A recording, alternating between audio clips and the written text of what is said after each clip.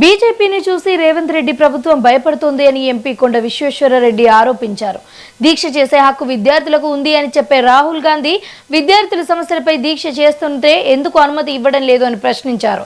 ఇక రాష్ట్రాన్ని 10 ఏళ్లు పాలించిన బీఆర్ఎస్ కు ఫీజు రింబర్స్మెంట్ పై కూడా అక్కడ మాట్లాడే హక్కు లేదన్నారు. ఫీజు బకాయిలపై మాట్లాడే హక్కు అధికారం బీజేపీకి మాత్రమే ఉంది అని అంటున్న కొండ విశ్వేశ్వరరెడ్డితో మా senior correspondent Ramakrishna face to face.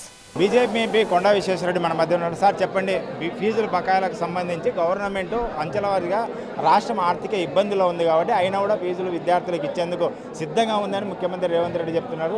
కావాలంటే సంతోషమే ఇచ్చేది ఉంటే తెలుసు, ఇబ్బందులు ఉందని తెలుసు. పాతోడు నాశనం చేసి ఆర్థికంగా అప్పుల పాలు చేసి ఈయన వేయబెట్టిండ్రు.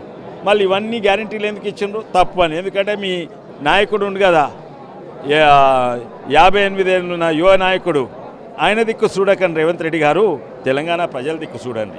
ఆయన దిక్కు చూస్తే ఆయన కాంగ్రెస్ పార్టీ నాశనం చేసినట్టు మీరు నాశనం అయిపోతారు, నాశనం చేస్తారు. అటు దిక్కు చూడకండి, తెలంగాణ ప్రజల దిక్కు చూడండి.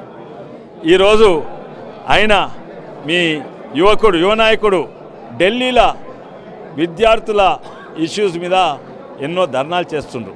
విద్యార్థులకు హక్కు ఉన్నది, నిరాహార దీక్ష చేస్తేందుకు హక్కు ఉన్నది. We have the right to protest అన్నాడు. మళ్ళీ ఇక్కడెందుకో మాకు ఇవ్వలేదు. ఇక్కడ కాంగ్రెస్ ప్రభుత్వము మేము దీక్ష చేస్తేందుకు ధర్నా చౌక్ దగ్గర పర్మిషన్ ఇవ్వలేదు.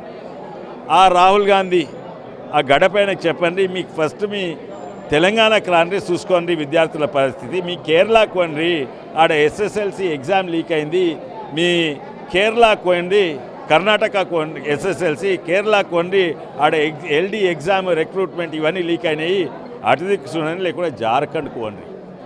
అదంతా ఇచ్చిపెట్టి ఢిల్లీలో ఫస్ట్ మీ ఇంటిని సరిదిద్దుకో, మీ కాంగ్రెస్ లేకపోతే ఇండి అలయన్స్ ఉన్న దగ్గర సరిదిద్దుకో. అది కాదంట, ఇది అన్నీ హిపోక్రసీ, కపట నీతి, ఇవన్నీ నడవాయి. ప్రజలందరూ చూస్తున్నారు. తప్పనిసరిగా ఇదే విధానం మీరు కళ్ళు తెరిచి ఇటు దిక్కు ఫీ రియంబర్స్మెంట్ చేయకుంటే మీకు సరే, నిజంగానే మీకు మీ దగ్గర నిధులు లేకుంటే గ్యారంటీ ఇవ్వండి. ఎవరికి? గవర్నమెంట్ గ్యారంటీ ఇస్తుంది కదా. ఇప్పుడు హ్యామ్ రోడ్స్ కడతందుకు మీరు పైసలు లేకుంటే ఏం చేసిర్రు? బ్యాంకులకు గ్యారంటీ ఇచ్చి బ్యాంకులతో పెట్టించారు. ఇక్కడ కూడా మీరు ప్రైవేట్ స్కూళ్ళకు, ప్రైవేట్ కాలేజెస్కు గ్యారంటీ ఇవ్వండి, మీరు రాయండి. అప్పుడైతే వాళ్ళు డిగ్రీలు ఇస్తారు, ఇబ్బంది పెట్టారు. ఏదన్నా ఒకటి చేయండి పైసలు లేకుంటే.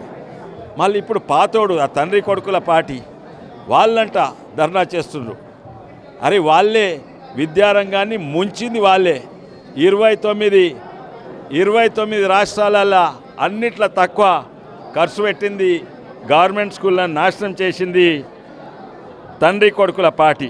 ఇగో ఇది చూడండి, వాళ్ళ పాలన 10 ఏళ్ళల్లో మొత్తం భారతదేశంలో అన్నిట్లో తక్కువ ఖర్చు పెట్టిందంటే తండ్రి కొడుకుల పార్టీ. అది బాబ్ బేటా బేటీ బాంజా బచీజాక పార్టీ. ఇప్పుడు బేటీనైతే ఎలగొట్టిండ్రు, ఇప్పుడు తండ్రి కొడుకు బావు బామర్దులు వాళ్ళ పార్టీ ఉన్నది. ఇప్పుడు వాళ్ళు దీని గురించి చేస్తారు. వాళ్ళు అదే నాశనం కాక మీరు గ్లోబల్ అయినా తెలుసు, ఇంటర్ రిజల్ట్స్ తెలుసు, వాళ్లకు హక్కు లేదు. ఓన్లీ బీజేపీకి మాత్రమే, బీజేపీ దిక్కే స్టూడెంట్స్, ప్రజలు, తెలంగాణ ప్రజలు చూస్తున్నారు. తప్పనిసరిగా మేము తెలంగాణ దిక్కు చూస్తాము, తెలంగాణ ప్రజలు ఎంటుంటాము, సాధిస్తాము. మీకు దీక్ష చేసుకోవడానికి అనుమతిస్తే లా అండ్ ఆర్డర్ ఇష్యూ అవుతుందని పోలీసులు చెప్తారు. అంటే మీరు దీక్ష చేయడం వల్ల లా అండ్ ఇష్యూ అవుతుంది. రాహుల్ గాంధీని అడుగు, అక్కడ ఎందుకు పోయిండు? ఆ గుండగాళ్ళ దగ్గర నుంచి ఆ జిల్లపురుగుల పార్టీ ఉండే కదా, ఆ జిల్లపురుగుల దిక్కు ఎందుకు పోయిండు? ఆడ లా అండ్ ఆర్డర్ ఇష్యూ లేకుండానా? ఆడ ఎన్ని రోజులు పర్మిషన్ అడగంగానే ఇచ్చినాము, నువ్వెందుకు ఇస్తలేవు? అక్కడ లా అండ్ ఆర్డర్ ఇష్యూ కాలేదా? అయినా బీజేపీ ఇచ్చిండా? మీరు దీనికే భయపడుతున్నారు.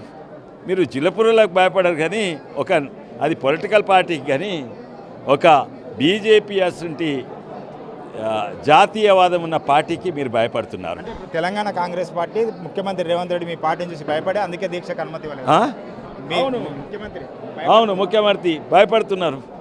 కానీ ఆ రాహుల్ గాంధీని అడగమను, అక్కడనేమో రైట్ టు ప్రొటెస్ట్ అన్నారు, ఇక్కడేమైంది రైట్ టు ప్రొటెస్ట్?